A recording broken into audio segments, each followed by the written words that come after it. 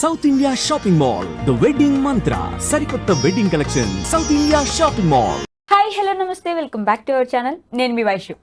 చట్టం చాలా వరకు న్యాయంగా పనిచేస్తుంది, రెండు కళ్ళు అట్లానే ఉంటాయి, కళ్ళేం మూసుకుపోలేదు, చట్టం ఎవరికి చుట్టం కాదు అంటుంటారు.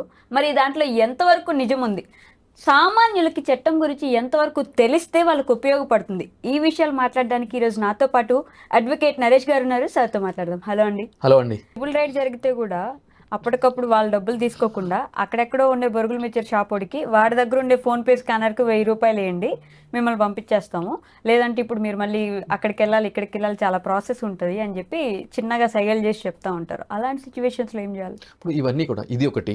నేను ఏమంటున్నా అంటే కనుక మీరు ప్రాపర్గా డ్యూటీ చేస్తున్నారు కదా, వెల్ అండ్ గుడ్, అప్సెట్ చేస్తున్నాము, దాంట్లో ఎటువంటి డౌట్ లేదు. ఈ విధంగా ట్రిపుల్ రైటింగ్ వితౌట్ హెల్మెట్, కార్లో కూడా పక్కన వ్యక్తి సీట్ బెల్ట్ పెట్టుకోకపోతే, ఇవన్నీ అంటే మోటార్ వెహికల్ రూల్స్ లో ఏవైతే కనుక వైలేషన్స్ అన్ని ఉన్నాయో, వీటికి ఎంత అని చెప్పి చలాన్లు ఉన్నాయో అది మీరు ఫాలో అవుతున్నారు. నేను ఏమంటున్నానంటే కనుక ఆ విధంగా ఎవరైనా వైలేషన్స్ పాల్పడితే మీ యొక్క అధికారం ఎంతవరకు, చలానా వేసేంత వరకే. ఒకవేళ అతను కట్టలేదు అనుకోండి, నేను చెప్పిన ప్రొసీజర్ ఉంది కదా, అది ఫాలో అవ్వాలి. నేను ఇంకొకటి ఏమంటున్నా అంటే ఈక్వాలిటీ బిఫోర్ లా అన్నప్పుడు ఆర్టీసీ బస్ ఉంది కదండి, ఈ రోజు మనం చూస్తున్నాం కదా, మీరు మార్నింగ్ టైం కానీ ఈవినింగ్ టైం కానీ మధ్యాహ్నం కానీ చూసుకున్నట్లయితే కనుక ఫుడ్ బోర్డింగ్ చేస్తూ ఉంటారండి, హ్యాంగ్ అయితే ఉంటారు పిల్లలు ఇట్లా పట్టుకుని. అటువంటి ఆర్టీసీ బస్సు కూడా సీటింగ్ కెపాసిటీ ఉంటుంది, స్టాండింగ్ కెపాసిటీ ఉంటుంది. ఇప్పుడు 35 సీట్ కెపాసిటీ అనుకోండి, 35 సీట్స్ కూర్చునే కెపాసిటీ, సీటింగ్ కెపాసిటీ. దాంట్లో బస్సు యొక్క కెపాసిటీని బట్టి మాక్సిమం 40% వరకు స్టాండింగ్ కెపాసిటీ ఉంటుంది. అంటే ఒక 20 మంది నుంచోవచ్చు, అంటే టోటల్ ఒక 55 మంది 60 మంది వేసుకోండి. ఒక బస్సులో 100 మంది 200 మంది ఏం చేస్తారంటే కనుక ఇట్లా బోర్డింగ్ చేసుకుంటూ వెళ్తూ ఉంటారు. అది వైలేషన్.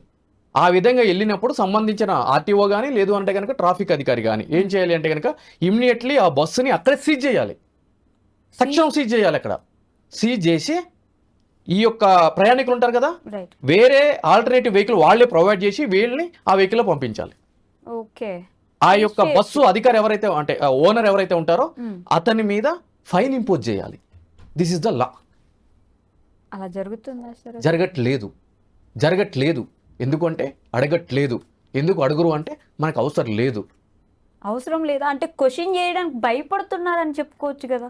ఇప్పుడు ఎగ్జాక్ట్లీ అండి, point to be noted. Question చేయడానికి భయపడుతున్నారు. అన్నిటికి భయపడుతున్నారా అండి? ఈరోజు సోషల్ మీడియాలో ఒక పోస్ట్ పెట్టండి, కింద కామెంట్లు చూడండి, ప్రశ్నించకుండా ఇన్ని కామెంట్లు పెడుతున్నారా అండి? అంటే పనికిమాలిన విషయాల మీద కామెంట్లు పెట్టడానికి ఉన్న ధైర్యము మీ జీవితాల్లో మీకు రావాల్సిన హక్కులు వయలేట్ జరుగుతున్నప్పుడు, ఉల్లంఘన జరుగుతున్నప్పుడు ఎందుకు క్వశ్చన్ చేయరు? డస్ మీన్ దాట్ మీకు అవసరం లేదు అవి. మీరు మీ జీవితంలో కోల్పోతున్న అవసరం లేదు. పక్కనోడు ఏం కావాలో మీకు కావాలి. ఇప్పుడు ఎవరికి పడుతుంది చెప్పండి? నా దాకా వచ్చింది అనుకోండి, అబ్సల్యూట్లీ నేను కొట్లాడతా. రైట్, నాకు అవసరం అది, నేను కొట్లాడతా. రాదు, వస్తే కొట్లాడతారు, బరాబర్ కొట్లాడతా. ఒకరితో నాకు సంబంధం లేదు, నా రైట్, నేను కొట్లాడతా. అలా అందరూ కొట్లాడరు, అవసరం లేదు, వదిలేశారు, పట్టించుకోవట్లేదు. మీరు నేను నోరు నొప్పి పెట్టే విధంగా ఎన్ని చెప్పినా కూడా మీరు చూడండి, ఇది పోస్ట్ చేయండి. నేను ఇప్పుడు చాలా ఓపెన్ చేయాలని చేస్తున్నా, మీకు వ్యూస్ చూడండి ఎట్లా వస్తాయి, రావు. ఇవన్నీ చెప్పుకుంటూనే పోతూనే ఉంటారు పనిలేని నేతలు. అదే ఇప్పుడు ఏదో ఒక హీరోయిన్ గురించి అమ్మాయి గురించి మాట్లాడండి. ఇప్పుడు నేను మాట్లాడిన దానికే మీరు పైన ట్యాగండి, అవునా ఆ హీరోయిన్ అంత పని చేశాడా అని మీరు తమ్ములని పెట్టండి, మీరు చూడండి తమాషా ఎట్లా ఉంటుందో. ఓకే, జనాలకి వాళ్ళ లైఫ్లో జరిగే వాటితోటి వాళ్ళకున్న హక్కుల గురించి అవసరం లేదు. ఎస్, అది ఏదైనా సరే. ఇంకా అడ్వకేట్లు ఎందుకు అప్పుడు? జనాలకి మీరు కదా తెలియజేయాలి, మీకు ఇది లా ఉంది, మీకు ఈ హక్కు ఉంది, మీరు తెలుసుకోండి, మీరు పోరాడండి అని మీరు జనాలకి ఎందుకు తెలియజేయాలి? అడ్వకేట్లు ఎప్పుడు అట్లా చేయరమ్మా. అంటే శుంకర్ నరేష్ సామాజిక కార్యకర్తగా, అంటే ఒక అడ్వకేట్గా ఉండి యాజ్ వెల్ అంటే సమాజం కోసం ఫైట్ చేస్తున్నాడు, అంటే పొలిటికల్గా కంటెస్ట్ చేసి ఉన్నాడు అని చెప్పని అందరూ అట్లా ఉండాలని చెప్పి వైఆర్ ఎక్స్పెక్టింగ్ అట్లా ఉండాలని చెప్పి రూల్ ఏమైనా ఉందా? ఇప్పుడు రాష్ట్ర ప్రభుత్వానికి ఆర్టికల్ 39A ఉచిత న్యాయం సత్వరం అందించే విధంగా మీరు ప్రజలకి అవగాహన కల్పించాలి, అటువంటి కార్యాచరణ రూపొందించాలి అని చెప్పి రాజ్యాంగంలో క్లియర్గా పొందుపరిచి ఉంది. రాష్ట్ర ప్రభుత్వం కదా చేయాలి. అది నా పైన న్యాయవాదుల పని అది. మీ లాయర్స్ లో సగం మంది వచ్చి మాట్లాడతారు కదండి, అందరికి ఏం జరిగినా వచ్చి చెప్తుంటారు ప్రతిదానికి. అవునండి, సమస్య జరిగితే దానికి ప్రోస్ ఏంటి, కాన్స్ ఏంటి, లా ఏంటి అని చెప్పి చెప్తాము. చెప్పొద్దంటే మానేసేయండి. మాకు మస్తు మంది క్లయింట్లు ఉంటారు, మేము వాళ్ళని వదిలిపెట్టుకుని ఆ కన్సల్టేషన్ వదిలిపెట్టుకుని మీకు ఎందుకు చెప్పాలి. ఎందుకు అని అంటే కనుక న్యాయవాదికి సామాజిక కోణం కూడా ఉండాలి అని చెప్పని ఉంది కాబట్టి ఆ సామాజిక కోణంతో వాళ్ళు కోల్పోతున్న వాటిల్ని వాళ్ళు చూడరని తెలిసినా కూడా నేను మళ్ళీ అగైన్ చెప్తున్నాను అని అంటే కనుక ఆ సామాజిక కోణం ఉందనే కదా. సో మా పాత్ర మేము పోషిస్తాం, ఎక్కడి వరకు పోషించాలో అంతవరకు మీరు పోషించాలి కదా. ఈరోజు ఒక స్కూల్లో ఒక క్లాసులో ఒక 30 మంది విద్యార్థులు కనుక చదువుకుంటున్నట్లయితే కనుక ఆ 30 మంది విద్యార్థులకి ఒకే లెక్చరర్ అనేది పాఠాలు చెప్పడం జరుగుతుంది, లెసన్ చెప్పడం జరుగుతుంది. అటువంటిప్పుడు 30 మందికి ఫస్ట్ ర్యాంకులు వస్తాయా? రావు, ఒక వ్యక్తికే వస్తాయి. 1 2 3 4 అంటే వాళ్ళ యొక్క పర్ఫార్మెన్స్ బట్టి ర్యాంకింగ్ అనేది ఉంటుంది. ఇక్కడ కూడా అంటే మరి మొదటి ర్యాంక్ వచ్చిన విద్యార్థిని లాస్ట్ బెంచ్ స్టూడెంట్ని ఇద్దరిని కంపేర్ చేసి వీడికి వచ్చింది వీడికి ఎందుకు రాలేదు అని అంటే ప్రతి ఒక్కరికి కూడా వాళ్ళంతటా వాళ్ళకి స్వతహాగా సబ్జెక్ట్ మీద ఇంట్రెస్ట్ ఉండాలి. Exactly right. ఇక్కడ కూడా అంతే, తెలుసుకోవాలని ఇంట్రెస్ట్ ఉండాలి. ఆ తెలుసుకున్న దాన్ని ఎక్కడ ఇంప్లిమెంట్ చేయాలి అని చెప్పి ఉత్సుహత ఉండాలి. ఇవన్నీ కలగాలి. సో అంతే తప్ప 30 మందికి ఫస్ట్ ర్యాంక్ ఎందుకు రాలేదని చెప్పని లెక్చరర్ని పిలిపించి లెక్చరర్కి పనిష్మెంట్ ఇస్తామండి?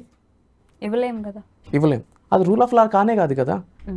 సో మన పార్ట్ ఆఫ్ డ్యూటీ ఎంతవరకు? మీ హక్కులు ఏమున్నాయి, మీ విధులు ఇవి ఉన్నాయి, మీరు తెలుసుకోండి అని చెప్పండి. తెలుసుకోకపోతే మనం ఏం చేస్తాము? అసలు మీరు నేను ఏ అధికారం ఉందని చెప్పి అసలు ఇవన్నీ చెప్పాలి? చేయాల్సిన ప్రభుత్వాలే చెయ్యట్లేదు, రైట్?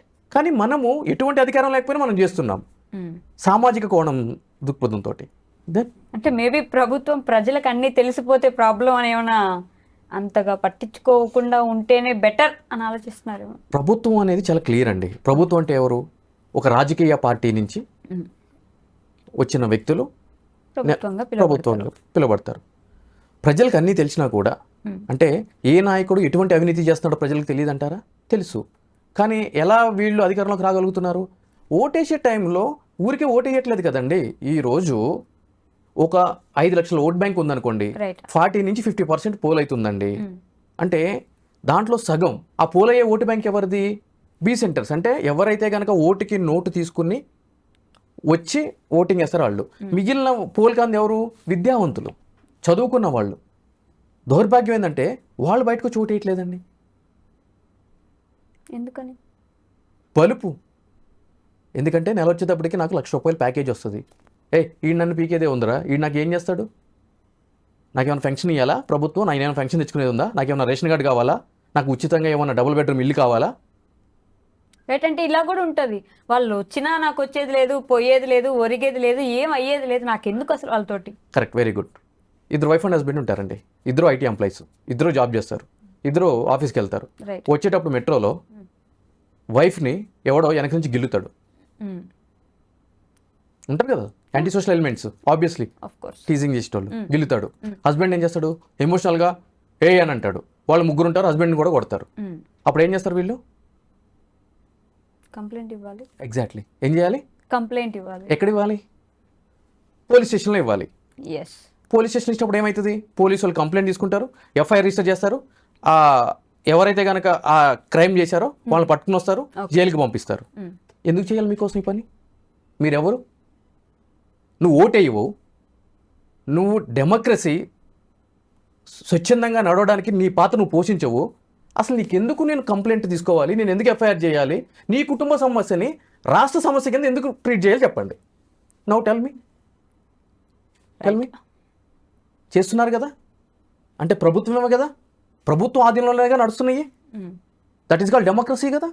అదే ప్రభుత్వం మన ఇంట్లో ఏదైనా ప్రాబ్లం వచ్చి వెళ్తే రోజులు నెలలు సంవత్సరాలు తిప్పించి అప్పుడు నిర్లక్ష్యం చేసినప్పుడు ప్రత్యామ్నాయం ఉంది కదా అదే ప్రభుత్వంలో.